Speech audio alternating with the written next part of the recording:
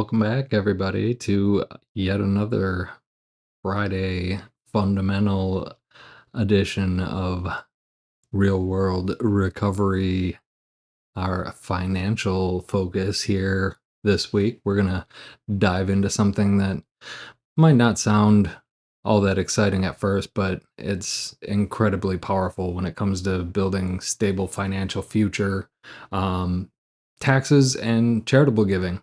Um, yeah, I know. Taxes, it feels like this big, overwhelming thing and confusing, and charitable giving.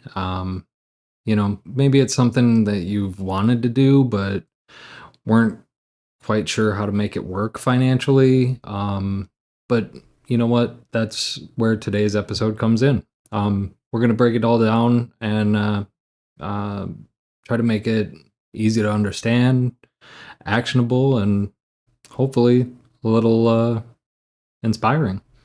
So whether you're new to this or just looking for a refresher, by the end, my hope is that you'll have some clear next steps to take before the end of the year. And trust me, they'll make a real difference for not only your finances, but your recovery too. So this is what we're going to cover.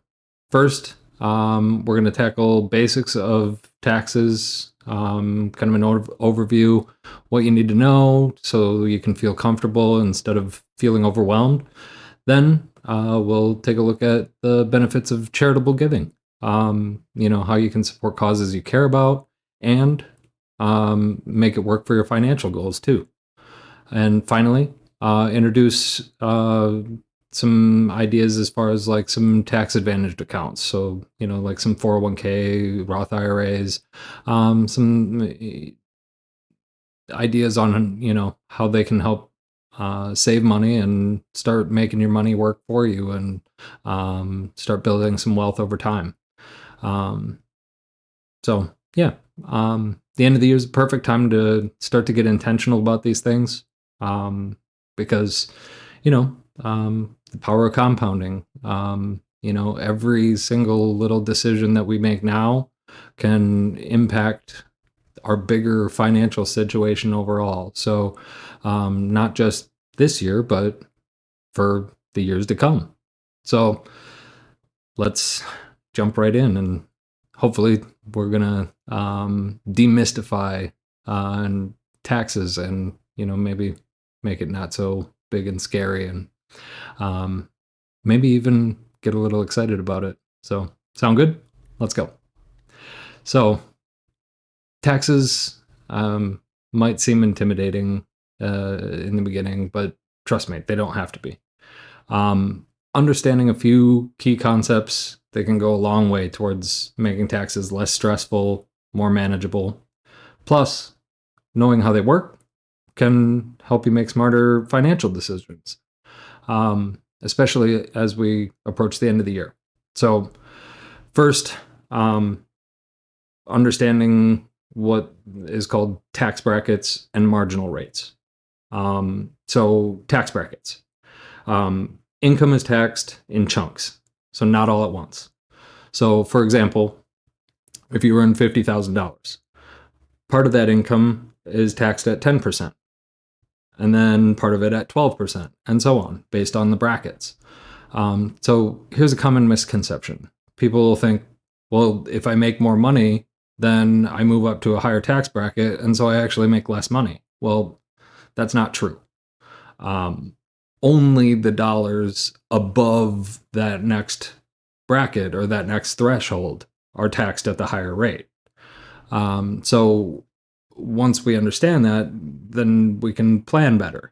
So for instance, if we're getting closer to moving into that next higher tax bracket, we can do things that will help keep us from moving into that higher tax bracket, like say contributing to a 401k to reduce our taxable income and keep us in that lower tax bracket. Then second key concept or second big point, there's a standard deduction versus an itemized deduction. So standard deduction, this is what a lot of people do. This is the simpler, easy route, and it tends to be the better choice for a lot of folks. Simply because it's kind of a one size fits all. That tends to work really well for a lot of folks. It's a flat amount that reduces your taxable income. In 2024, the amount is $13,850. For married couples, it's $27,700, which is twice that. So, most people take that because it's simple and it tends to be more beneficial. If you do itemized deductions, you can deduct things like mortgage interest, medical expenses, charitable contributions. If it adds up to more than that standard deduction, you might benefit from itemizing your deductions. It is worth checking. If it's worth crunching the numbers in this case, because if you've had significant expenses that you can deduct from your taxes, that is a benefit. It will save you sometimes substantial amounts of money. So the next key point with taxes is the difference between credits and deductions. So two key vocabulary terms. A tax deduction will lower the amount of income that you're taxed on. So it lowers your taxable income.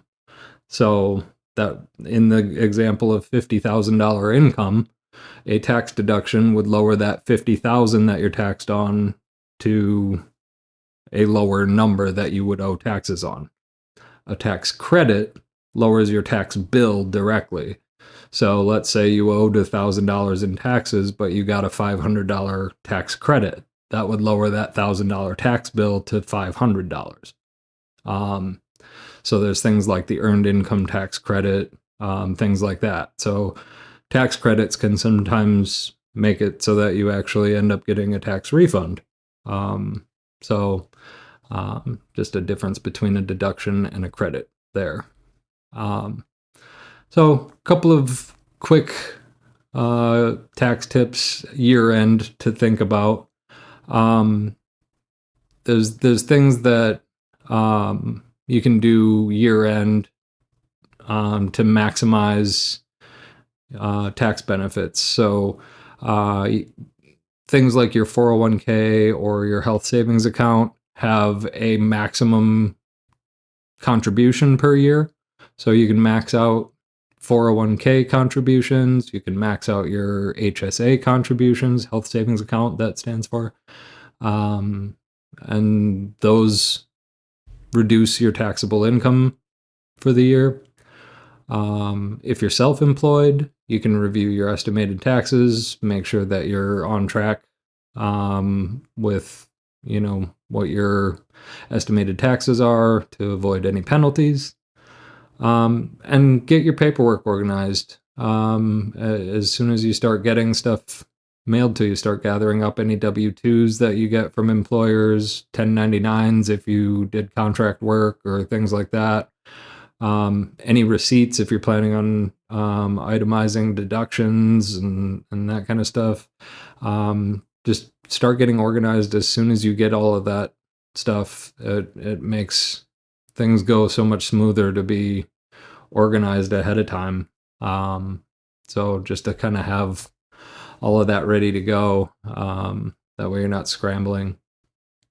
So just some basics as far as taxes go. When it comes to the nuts and bolts and details of actually doing your taxes, I strongly recommend, if you've got anything more than just a very simple tax return, if you only had, say, one employer for the whole year and you just have a single W-2 from that employer, you can do just a free file,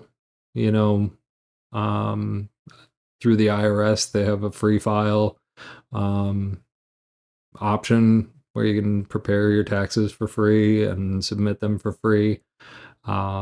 Usually, uh, you know, shy of any special circumstances, usually the standardized deduction is pretty commonly going to be the better option um, for most people. But again, I say it with a lot of things. I'm not a, you know, uh, certified financial planner or a tax accountant or anything like that. So I always recommend, get the advice of somebody who's, a professional. If you've got questions, it doesn't hurt to seek somebody out. And, um, I'm it's usually worth the money to have somebody take a look at it if you've got questions. Um, so um, no sense in leaving a bunch of money on the table if you're entitled to getting a healthy tax return. You might as well get everything you're owed. Um, so um, that's pretty much it for taxes. The one thing I will say is that, and we'll touch on this more later, is in regards to the charitable giving, 401k, Roth IRA, all of the things that you can do to reduce your tax burden. It's in your best interest to take those things seriously. They can make a huge difference on your taxes at the end of the year. So the rest of this episode, to get your notes ready, get those notepads out, get your pencils ready. This is some good stuff here. So we're going to shift gears into charitable giving here. This is one of my favorite things. It's been said, and I love this quote, that nobody's ever gone broke giving to the less fortunate. So, and here's how it can actually also benefit you, which is one of the greatest things about this is it's one of those rare opportunities where doing something good for somebody else can actually also be good for your finances. So whether you're donating cash or your time, or goods or whatever, it can create a ripple effect for you, for the community, and for other folks, and then also lowers your tax bill as well. So three main types of charitable giving is cash donations, just straight up giving money. Donating goods, so like cleaning out your closet, old clothes you don't wear, things that don't fit, furniture, electronics, all of those type of things can be donated. And the thing with cash and donating goods, cash, obviously, there's real easy to determine how much cash you gave. Get a receipt. Donating goods, the key here is to document the fair market value of what you're giving.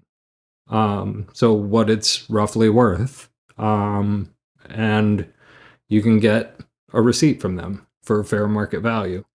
Usually, you can determine what fair market value is for it. And I mean, within reason, but you can usually pretty much say what it's worth. So like, if you're cleaning out your closet and you give a bunch of clothes to a Goodwill or a Salvation Army or something like that, or wherever, you can pretty much say, here's the fair market value of the clothes I gave you, and they'll give you a receipt. Hang on to that receipt, because that is something that you can claim on your taxes as a charitable donation. So, and donating your time, volunteering your time is not tax deductible, but certain expenses associated with that time are uh, tax deductible. So like mileage, supplies, things like that, those could be. Um, if you're not sure, the IRS, their website does have tools available that can help you determine that. Super easy to use right on their website. It's actually quite simple. Just irs.gov. They've got a number of tools right on their website to help you determine what is and isn't tax deductible based on expenses associated with donating your time and volunteering. So um, check that out, irs.gov. Then, yeah, tax benefits of charitable giving, obviously lowering your taxable income. So if you itemize your deductions, which, a lot of times can be beneficial if you've got multiple sources of income, if you've got multiple different expenses and things like we were talking about with medical expenses and stuff. Once a number of those things start to come into play, it does sometimes become beneficial to itemize. So then you can claim charitable donations as a way to reduce that. So like, if you donate $1,000 or a number of different goods and clothing and things like that.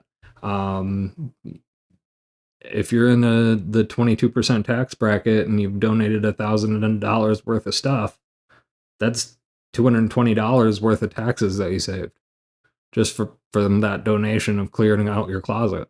So that's a significant chunk right there, just from getting rid of stuff that you're not going to wear anymore. And then if you're planning on making regular donations over several years, you can open what's considered a donor advised fund. They let you donate a lump sum, and then you get the tax deduction up front, even if you distribute the money to charities over time. So that's something you can look into, something to ask about if it's something that you want to look into that route. So like if you've got a huge chunk, say that you want to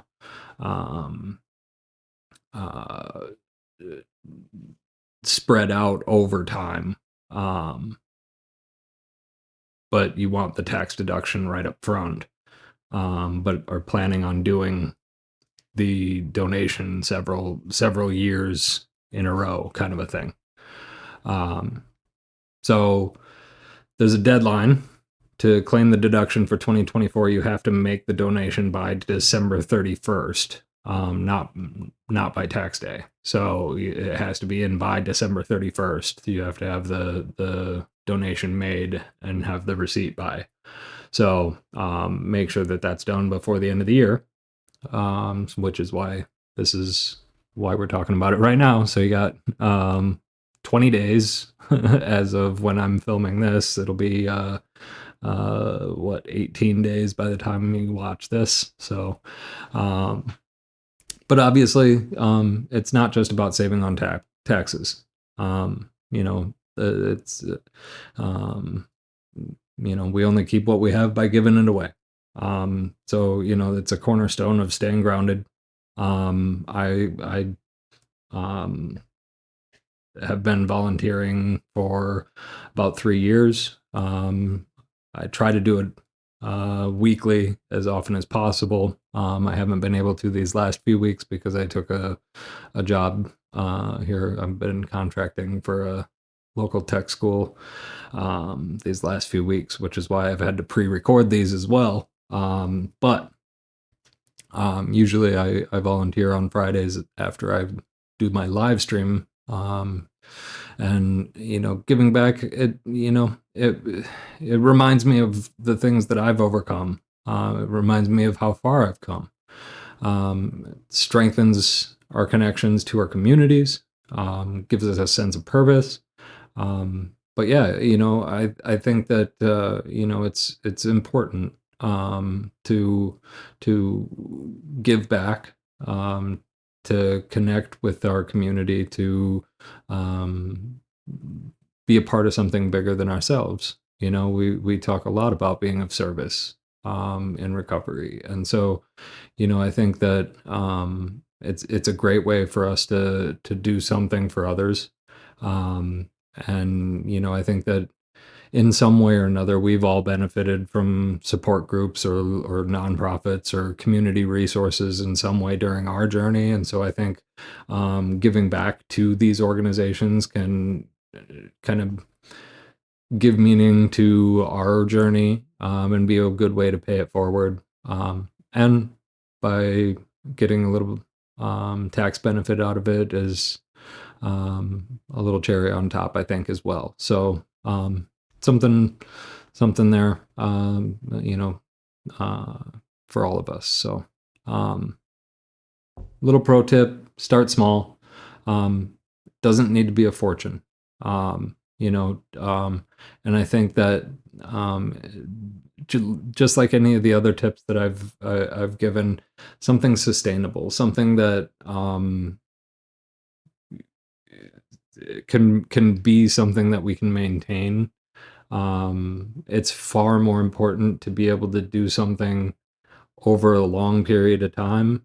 So starting small and being able to maintain that will have a greater impact than some flash in a pan big burst that doesn't last.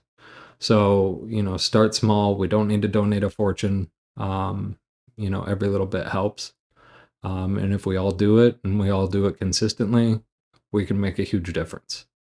Um, Focus on causes that you're connected to, that are personal, that you care deeply about.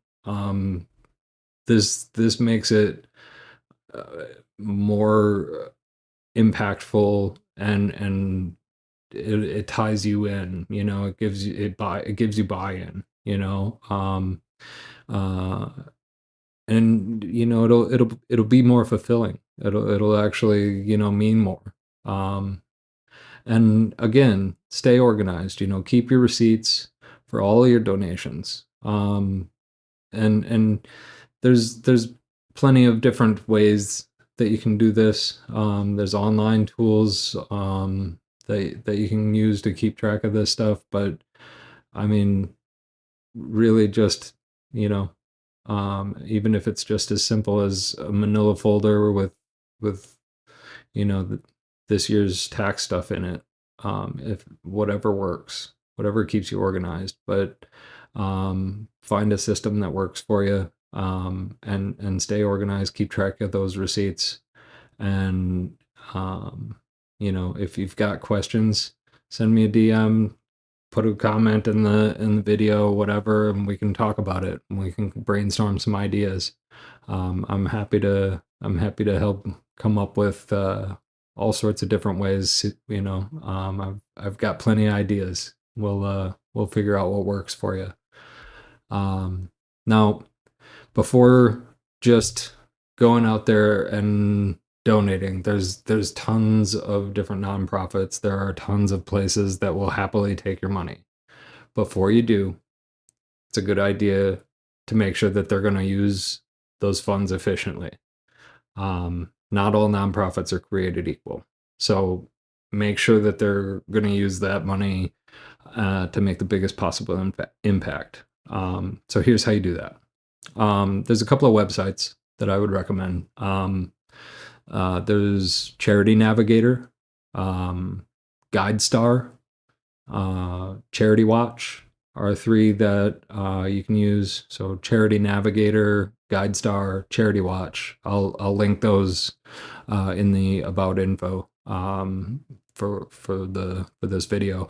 But they provide ratings, detailed reports, all sorts of info on how nonprofits allocate their resources and like how efficient they are. But look for organizations that spend a high percentage of their funds on the programs and services rather than overhead costs, administration, fundraising, and things like that. You can also review their annual reports. Most nonprofits will publish like an annual report on their website, and those reports will show how their funds are used and highlight the impact of their programs. You can go straight to the IRS. The IRS, I mean, follow the money. The IRS will have uh, a tax exempt uh, tool. So like you can go on the IRS website, and I think it's called a tax exempt organization search tool or something like that. Um, but yeah, they will ensure that nonprofits are eligible to receive donations. So like they have to maintain a certain status. So you can go straight to the source, and the IRS will have all of that information freely available to search. Or I mean, you can go straight to the organization themselves and just ask them, like, ask them some very direct questions, like about the communities they serve, about their goals, about how they spend their donations. Transparency is a very good sign that they're going to use the what you give them wisely. So um, but the bottom line is, pick organizations that align with your values, or that have personally impacted your recovery journey. Like that's one way I do it is I volunteer my time to the place that I did my inpatient treatment at. That's very personal for me. That's where I volunteer my time at. And um, I one of my favorite nonprofits that I donate money to is uh, the uh, uh, place that put me up in a hotel when a house I was living in burnt down. And so, like places that directly impacted me. Um, avoid nonprofits that seem vague. And a lot of times even small donations can be very effective um, to charities, and they can create meaningful change. So yeah, I think with this you can feel confident that you know your charitable giving is making a difference. Yeah. Now some future looking stuff. So now I think we can, start to look at how saving for the future and um, maximizing tax benefits can exist at the same time here. So we'll start to look at um, 401ks, Roth IRAs, and how to fit that into our year end strategy here for taxes and um, how to start thinking about that as well. So um, basically, along the same lines here, what we're going to do is look at how these specific types of accounts, specifically 401ks, Roth IRAs, and even HSAs. So they're called tax advantaged accounts. How they fit in to our year end tax strategy. So the kind of starts to seem maybe a little intimidating, but don't worry, it's we're going to approach it like we've approached everything else. We're going to break it down to simple parts and take it step by step. And we're going to make a game plan here. So first, what do we mean by tax advantaged? So there are accounts that are either savings or investment accounts, and they have special tax benefits or tax status. So like they either will lower your taxable income today or let your money grow tax-free in the future. So 401k, both 401ks and IRAs have been around for a while. A 401k, more often than not, you find from employers. And the traditional kind of setup for a 401k, you put in money before tax from your paycheck. And so this money comes out of your paycheck before taxes. So it reduces your taxable income for the year. And for 2024, the maximum amount that you can put in is $23,000 if you're under 50. If you're over 50, that number is more. You can put in $30,500. And then, so since you're putting it in pre-tax, like I said, your taxable income is reduced. And then anything that you put in that account grows tax deferred, which means you'll pay the taxes later when you take money out of it. The idea behind it being that by the time you retire, the thought is that you'll be in a lower tax bracket than you are now.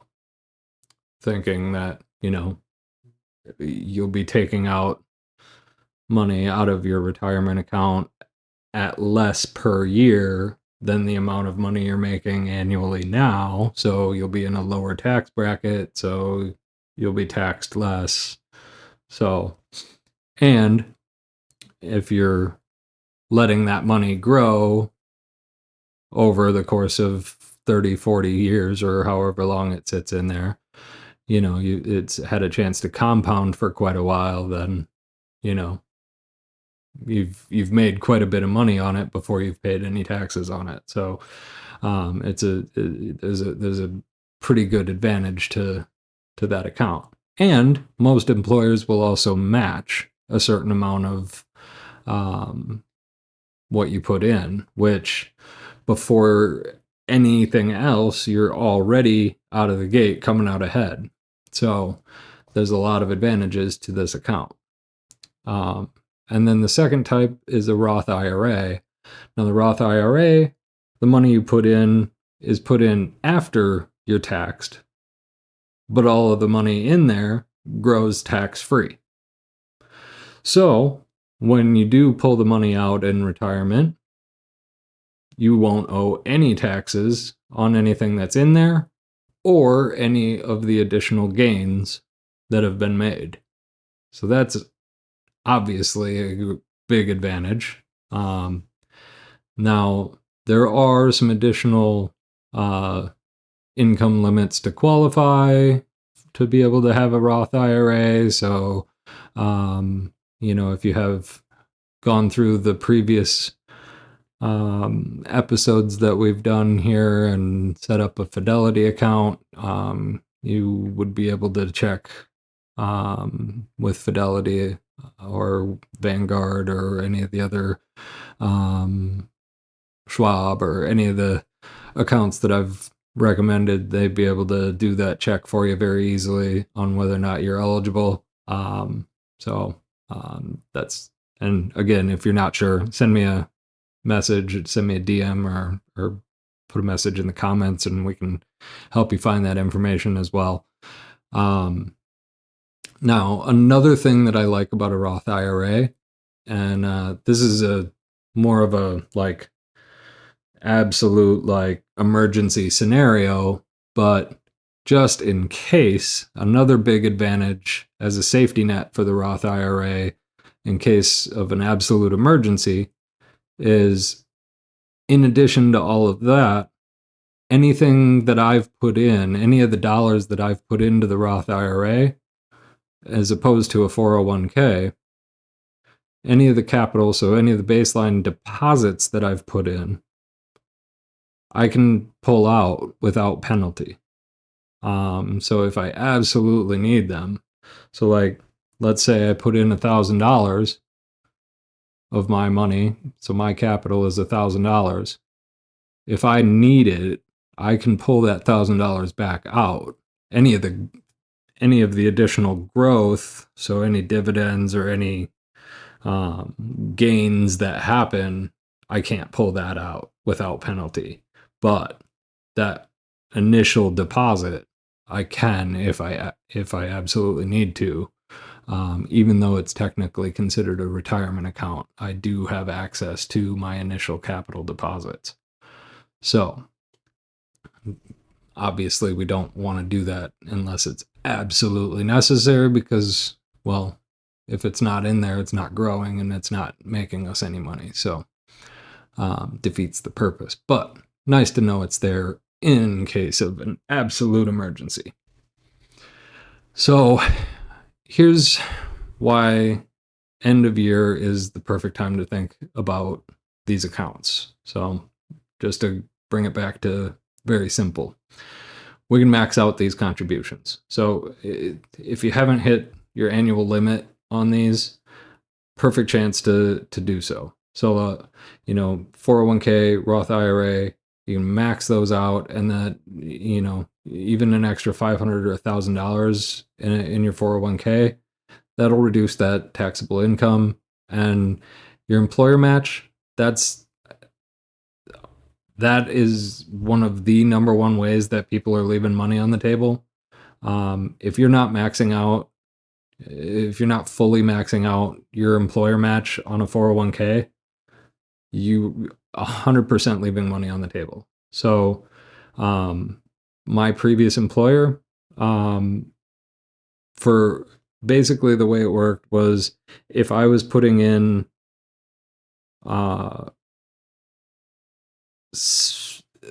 basically it worked out to if I had 7% of my paycheck going in before tax, they were matching half of what I put in. So for every dollar I was putting in, they were putting in 50 cents. So before anything happened, I was up 50% on my money. So if I wasn't maxing that out, I was leaving free money on the table. So since I was maxing it out, no matter what the stock market did, I was already up 50%. There's no way anybody on Wall Street is getting 50% gains. It's just not happening. So like I'm already beating Wall Street every single day of the week because of those employer match. And so then if the stock market goes up, I'm up 50% plus whatever the stock market goes up. If the stock market goes down, I started off at 50% up and then went down from there a little bit. So like it's a no-brainer. So it's a great way to really boost your retirement account really quickly. So I highly recommend taking full advantage of that. If you're 50 or older, they have what's called catch-up contributions, so you can take advantage of those higher contribution limits to boost your retirement savings. So definitely something to take advantage of. So instead of that $23,000 for a 401k annual limit, it's an extra $7,500 you can put in. And then the tax deductions. So if you have a traditional IRA instead of a Roth IRA, you do get a tax deduction for those contributions because those go in pre-tax. So some additional tax benefits for traditional IRAs as opposed to Roth IRAs if you're looking at that. But biggest thing, these are all kind of getting into the nitty-gritty a little bit. I'm aware of that.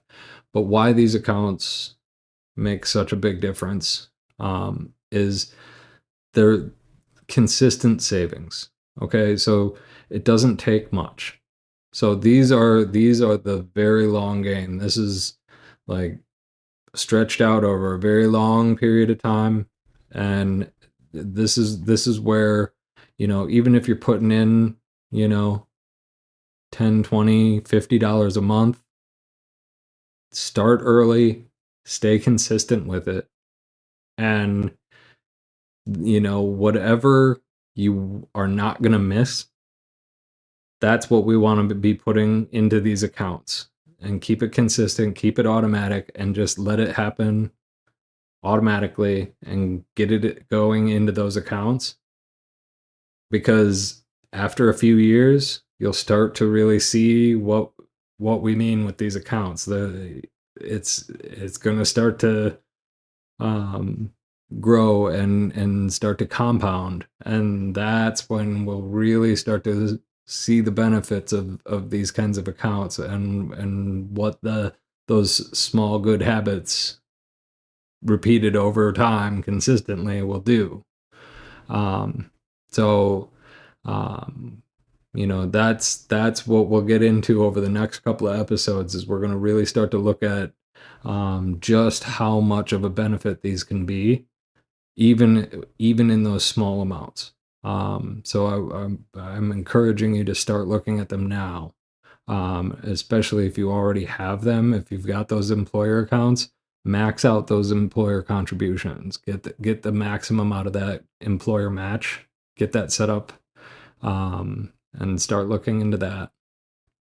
Um, but start thinking of these as those long term ways of kind of building that financial stability, that foundation for yourself. Um, just start framing that, as that's what that is. That's building this foundation for ourselves. Um, so that's what these accounts are going to do for us. Um, is build that strong foundation, and it's going to give us that peace of mind, that we're going to be able to build on from here going forward.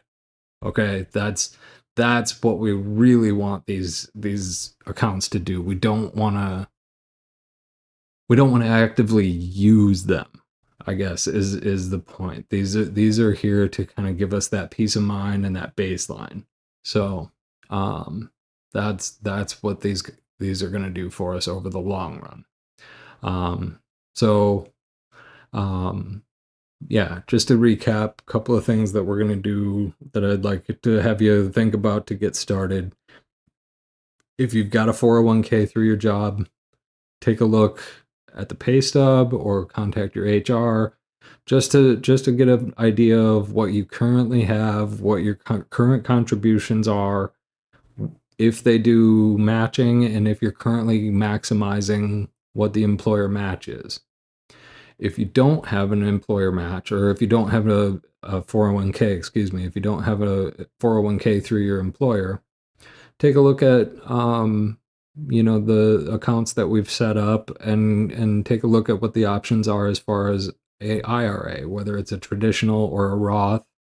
Um, if you set up a Fidelity account, you can set up a Roth or a traditional IRA right through them, just like we've set up, you know, brokerage accounts and things like that. And we're going to start small, even if it's, 10, $20 a paycheck, or, 10, $20 a month, or whatever is comfortable. We're going to start very small. But just start thinking about that. We don't even need to set it up yet, but I just want you to start kind of thinking about it. We'll get into actually like making these moves, as far as setting up these accounts if you don't have them yet, in the next episode. But I want you to start kind of thinking about it and start having this in your mind already, when we get into the next episode. Um, so yeah, we went over a lot. I appreciate you sticking through this. I know it was a little bit more lectury than the last couple have been. So appreciate you sticking through this with me. But taxes, charitable giving, tax advantaged accounts. It's important stuff, and it's not just about saving money. It's not just about how do I keep as much of you know my hard earned money as possible. Um, it's about setting that foundation for our future.